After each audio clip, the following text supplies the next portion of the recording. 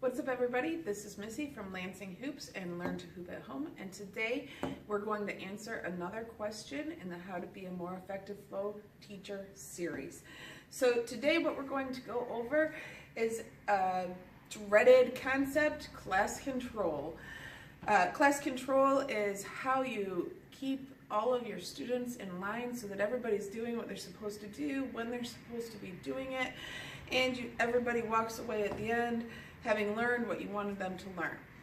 A lot of beginner teachers struggle with class control because it feels like bossing your students around. So today what we're going to do is cover a couple of tips to make sure that you keep everybody in line without feeling like you're bossing and your students don't feel like they don't have any room to be themselves. So the first thing that you need to remember when you are trying to keep control of your class is that the number one reason that students go awry or are not doing what you want them to do is because they are bored or they don't know what they're supposed to be doing. So when you start your class, you need to be very clear about what you're going to do. So what I like to do is say, today we're going to start with X, then I'm going to cover Y, and at the end we'll go over Z. Okay, now my classes always follow the same pattern and my students are used to that, and I recommend that you do the same thing too, because it helps alleviate some of that frustration and boredom that causes students to get distracted. So what we always do, my X would be, today we're going to start with the break warm-up, and all of my students know how to do a break warm-up that we go through. That warm-up lasts maybe 5 minutes or so. It serves to get everybody warmed up, but also it gets everybody's mind on the same page and makes them remember we're here for hoop class. So everybody starts doing the same thing together. It helps with that class control. The next thing is, after we do that, I'll say, okay, so first we're going to start with the breaks warm-up, and then today it's core class, so we're going to cover some new and exciting core techniques. Don't worry if this is your first day. We'll make sure that you know what's going on, and if you've been here before for core, then get ready for some new challenges. After core, you'll have time to flow, so if you really feel like you want to dance or practice something, save that for the end.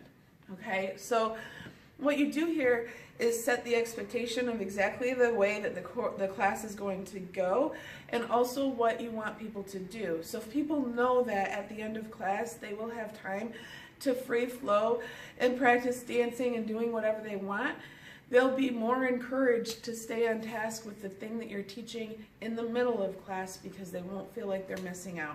So make sure that you cover exactly what you're going to do so people know what they're going to expect. So people know what to expect within the class. So this is the first tip that I have for you on class control, is setting the expectation of the way the class will go. The second biggest tip that I can give you in keeping control, and that is, again, it doesn't mean control like you're so rigid about the way things needs to be. It means that everybody's doing the thing that you want them to do when you want them to do it, and they're not doing something else. And we all know as instructors how distracting it is when somebody's doing one thing and everybody else is doing something else.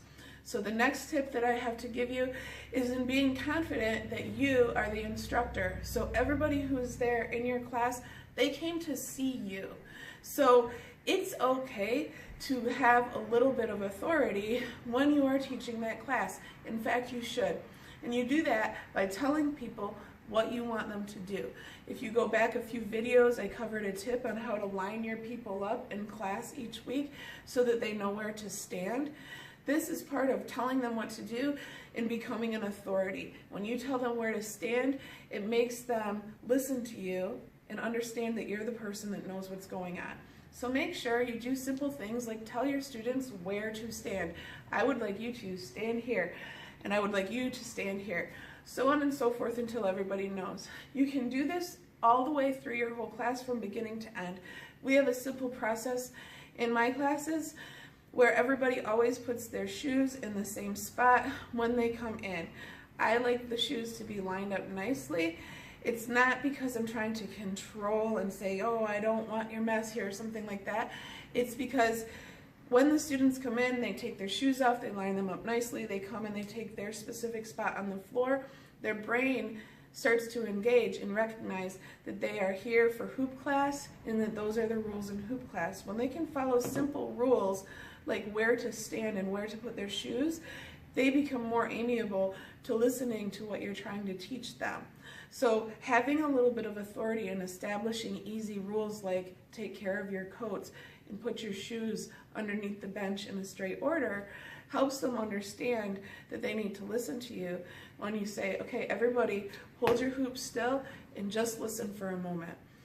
If you haven't established authority, it's harder to do things like that, and people get distracted and they're off and they're doing this trick or that trick or something else instead of listening to you. So these are my 2 biggest tips for keeping control of your class. If you have any questions, hit me up in the comments below and make sure you subscribe to Lansing Hoops. We'll see you next week.